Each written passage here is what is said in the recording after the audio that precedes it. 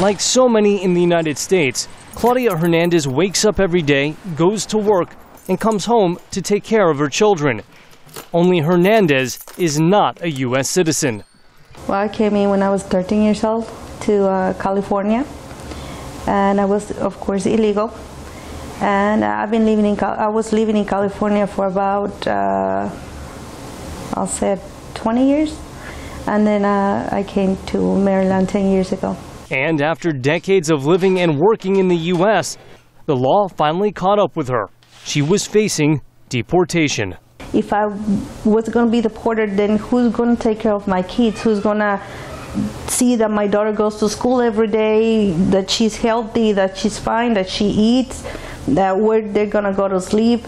With more money being spent on enforcement, deportations have more than doubled over the past decade, according to the Immigration Policy Center, a nonpartisan research group. Groups that help immigrants adjust in the U.S. say there's more fallout.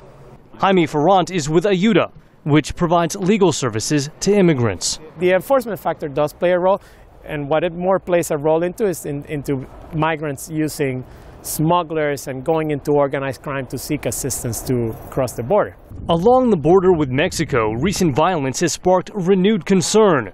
Volunteers from Jim Gilchrist's Minuteman Project used to help patrol the border until it became too dangerous. He says the $18 billion spent last year on enforcement is not nearly enough. You're still seeing a rampant intrusion with vehicles bringing drugs and human cargo in, or a foot traffic bringing drugs and human cargo in. There's no shortage of emotion when it comes to immigration, and previous efforts at reform have stalled. But there seems to be a growing consensus in Congress that it may be time to try again. George Mason University professor David Hart hopes that's the case. But we also need to talk about the numbers of people who should come to the country, what kinds of people we want to have immigrating to the country, and we haven't really been able to get to those issues because we've been hung up on the border.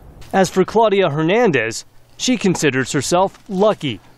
She fought deportation and won, and is now a legal immigrant. The United States is my country.